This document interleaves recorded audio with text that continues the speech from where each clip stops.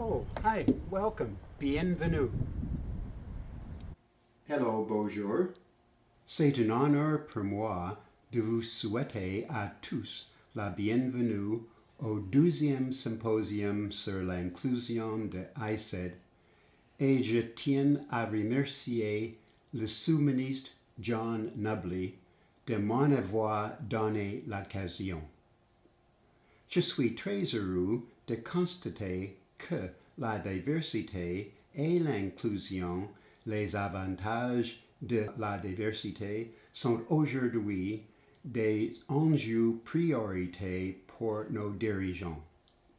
Il est inspirant de constater que vous avez choisi de vous joindre à nos afin d'apprendre à intégrer la diversité et l'inclusion dans les processus de dotation et de recrutement et à élaborer les politiques, des programmes, des initiatives, des événements et des activités et des sens dans vos ministères respectifs. In the early 1980s, when I was an advisor to the President of the Treasury Board, Robert de Cotteret, on the employment of visible minorities in the public service, we made recommendations that the employment equity groups needed special measures to help equalize employment opportunities for all. Today, we don't need special measures. What we need is common sense. We need open minds and open hearts. We need compassionate understanding of the true value of inclusion. We need to promote, in all possible ways, the business case for diversity, that in all of our differences lies our strength. And the sooner we recognize that, the sooner we will grow stronger and more successful. What, in a practical sense, can be done to break down the systemic barriers to diversity and inclusion? Some of you may think that it's necessary to bend the merit principle. That is not now and never has been necessary because merit applies to all, irrespective of their race, their gender, their sex.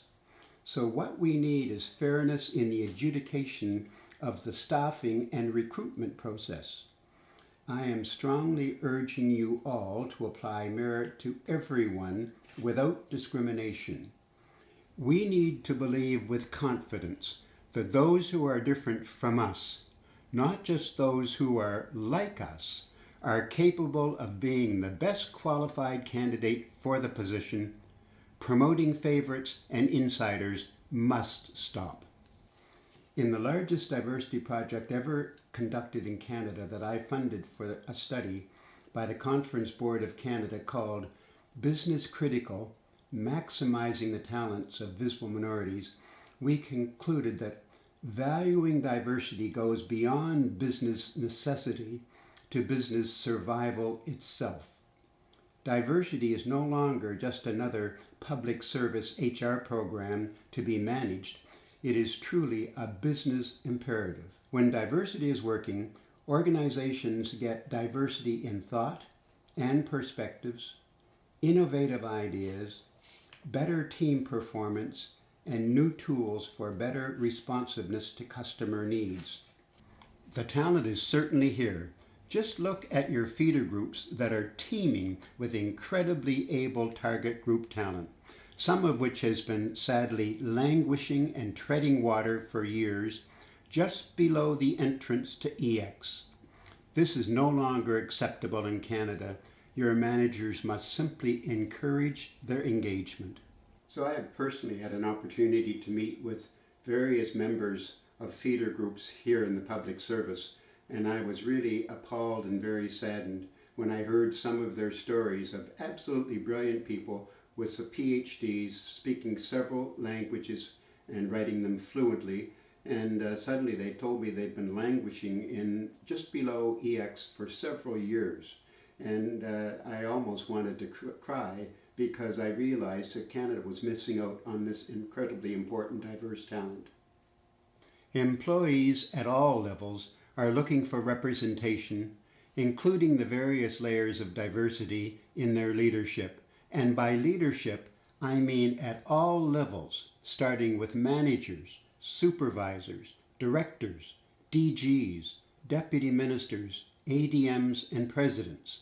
It is particularly important for our colleagues, the public, as well as the world to see the faces of diversity and inclusion in the EX ranks in every single department and agency, every Crown corporation, and every other organization relying on government support, because by demonstrating that members of the Canadian mosaic can professionally manage the challenges of these important jobs, this will be a substantial catalyst in breaking down systemic barriers on the road to fairness and equality and inclusivity. As McKinsey and Company reminded us in their 2018 report, Delivering Through Diversity, it means attracting, developing, mentoring, sponsoring, and retaining the next generation of leaders at all levels of the public service. These are the changes we need to implement the business case for diversity. The agenda for today's event outlines an engaging and informative day on how we can all help to build a more diverse, respectful, healthy, and inclusive public service. Le changement ne peut se produire sans votre soutien à tous. Vous êtes tous nos agents de changement et, à ce titre, vous contribuerez à faire de notre rêve d'une véritable diversité une réalité. Je vous souhaite à tous et à toutes un bon symposium pour l'inclusion. Merci encore de m'avoir donné l'occasion de m'entretenir avec vous tous. À toi, Jean. Over to you, John.